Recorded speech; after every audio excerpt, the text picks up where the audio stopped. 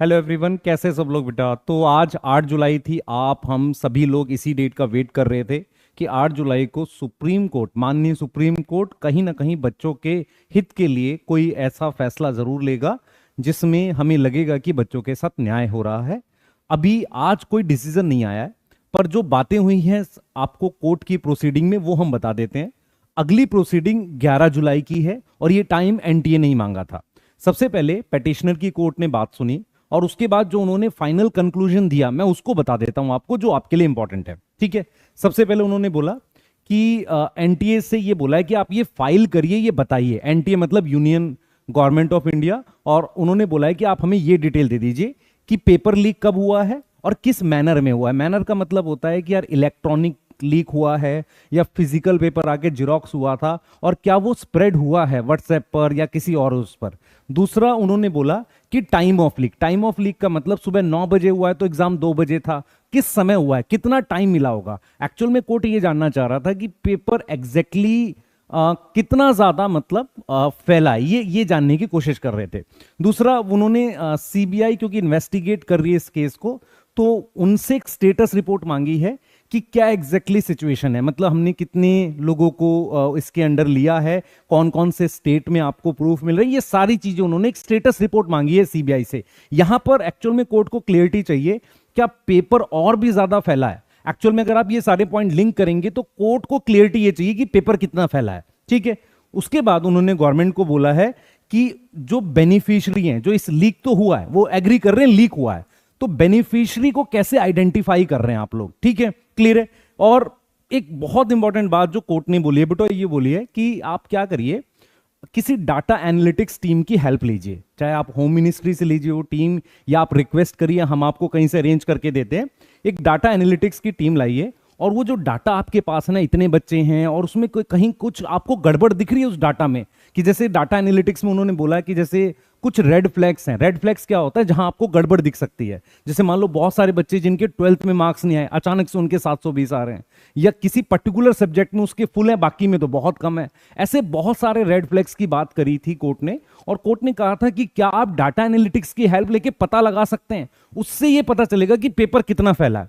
दूसरा उन्होंने बोला कि जो कमिटी ऑलरेडी बनी है, गवर्नमेंट ने कमिटी बनाई है, या जो भी उन्होंने लोग अरेंज किए हैं कि आगे लीक ना हो, तो इवन वो उसकी जो भी मतलब कौन कौन लोग हैं, कौन कौन सी फील्ड के हैं, इनको देखना चाह रहे हैं।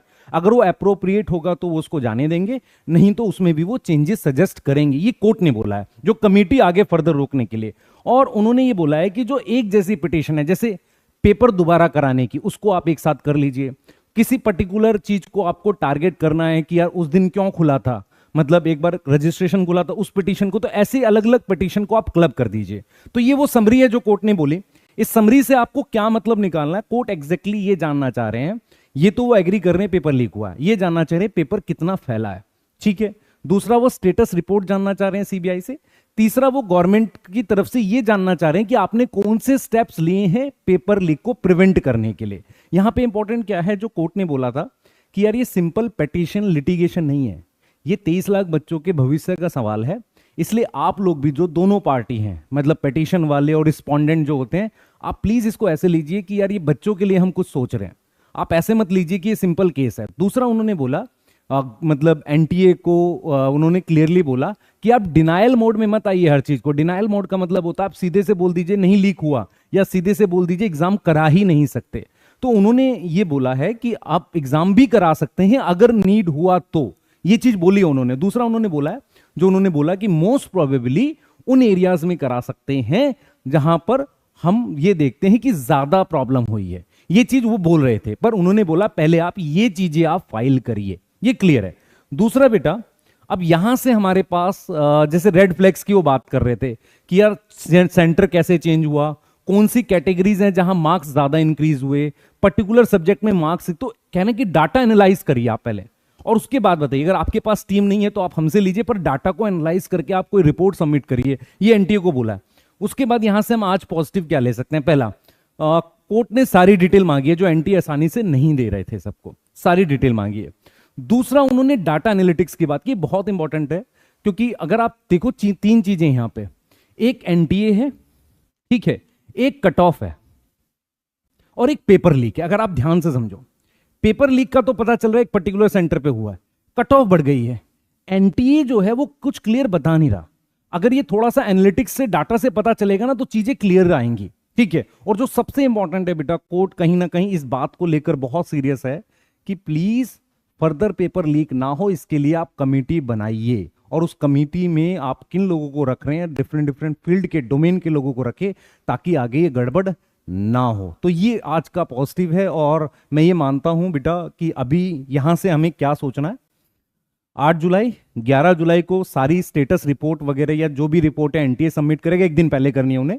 और वो एनालिटिक्स वाला जो है, शायद उसके लिए उन्हें थोड़ा टाइम मिले कि आप एनालिसिस करने के लिए आपने क्या कोई लोग मांगे हैं या आपको कहीं से मिले हैं, आप इसके लिए मतलब टाइम देना चाहिए कोर्ट को, ठीक है।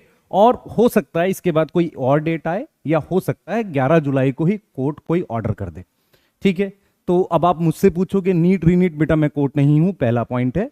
दूसरा पॉइंट है, मुझे आपको सिर्फ समरी देनी थी, मैं इस बात में बिल्कुल नहीं हूं, क्योंकि क्या हो रहा है, मैं बहुत ज्यादा इस पे बात करूंगा, आपको स्ट्रेस होता है, मैं स्ट्रेस नहीं चाह रहा हूं। मैं सिर्फ ये चाह रहा हूं कि आपको एक समरी बता दूं, क्योंकि आप चाहते ना चाहते भी आप देख रहे होते हैं, सिर्फ इतनी सी बात है। दूसरी बात क्या है बेटा, सबसे इंपॉर्टेंट क्या है कि अगर कुछ गलत हुआ है, उसके लिए जिम्मेदार लोगों को पकड़े जाना चाहिए, किसी के साथ इनजस्टिस ना हो। अगर हमें पता चल जाए कि यहां यहां गड़बड़ हुई है, उस जगह पर कुछ एग्जाम करा सकते हैं तो करा देना चाहिए, किसी के साथ इनजस्टिस ना हो। क्योंकि कोर्ट ने यह भी बोला कि क्या सारे बच्चे जो 720 नंबर लाए या अच्छे नंबर लाए, क्या सबने गड़बड़ करी है? नहीं करी है, उन्होंने मेहनत भी करी है। तो सब तरह की बातों को मतलब कोर्ट ने सुना ध्यान से। और अभी बेटा करंट सिचुएशन ये है, 11 जुलाई को नेक्स्ट डेट है, उस तक ये सारी डिटेल्स आ जाएंगी, कोर्ट एनालाइज करेगा। हो सकता है वो जो एनालिटिक्स है ना डाटा वाली, उसके लिए रुके, नहीं चांसेस हैं कि कोई ना कोई डिसीजन वो 11 जुलाई को जरूर दे देंगे। एनटी ने टाइम मांगा है, पर कहीं ना कहीं एनटीए बैकफुट पे आज लगा। मतलब एनटीए की तरफ से जो स्टैंड था वो ऐसा था कि वो बस एक्सप्लेन नहीं कर पा रहे थे, ठीक है। बाकी कोर्ट ने काफी ज्यादा क्रॉस क्वेश्चनिंग करी है, एकदम पेशेंस के साथ मतलब बताया है चीजों को, ठीक है। और बहुत सारे बच्चों को लगता है कि यार सेम डे हो जाना चाहिए, बेटा ऐसे नहीं चलता है, आपको दोनों पार्टी की बात सुननी पड़ती है, उसके बाद ही आप डिसीजन देते हैं। तो प्लीज पेशेंस रखिए, इंडिया के जस्टिस सिस्टम पे भरोसा रखिए। और मैं फिर बोल रहा हूँ, हम जिस देश को बिलोंग करते हैं बेटा, वहाँ पर बहुत डाइवर्सिटी है और बहुत सारे लोगों के हितों को देखकर चलना होता है। इसीलिए कई बार जस्टिस में थोड़ा समय लगता है, पर होता है। और मैं अपने देश से सिर्फ इसलिए प्यार ना करूं कि मेरा सब कुछ तुरंत से मतलब सॉल्व हो जाए, मुझे इसलिए भी प्यार करना चाहिए कि क्योंकि मैं इस देश में पैदा हुआ हूं, इस देश ने मुझे बहुत सपोर्ट किया है, और ये वो देश है जिसके लिए हम कुछ कर सकते हैं। तो प्लीज प्लीज प्लीज रिक्वेस्ट कर रहा हूं, आप अपने अंदर किसी तरह का कुछ गलत भाव ना लाइए, पेशेंस रखिए, और आप अच्छा करेंगे लाइफ में, ये जरूरी है।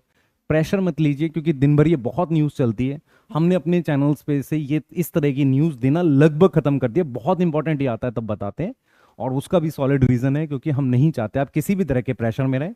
मैं एक चीज और रिपीट कर देता हूं, जिन बच्चों के मार्क्स कम है प्लीज इन न्यूज पे ना जाओ, आप अपना पढ़ाई करो, क्योंकि आप भी इसमें इन्वॉल्व हो, ठीक है, कोई फर्क नहीं पड़ रहा। जिनके मार्क्स उस रेंज में है, जिनको फर्क पड़ रहा है, तो प्लीज उसका वो करें, मतलब प्रॉपर तरीके से उसको देखें, समझें, कुछ भी होगा हम सपोर्ट करेंगे, ठीक है बेटा। ध्यान रखें अपना, प्रेशर नहीं लेना किसी तरीके का, ठीक है, क्योंकि जो चीज आपके हाथ में नहीं है उसके लिए प्रेशर लेके आप कर क्या लोगे, ठीक है। चलिए मिलते हैं बेटा, बाय।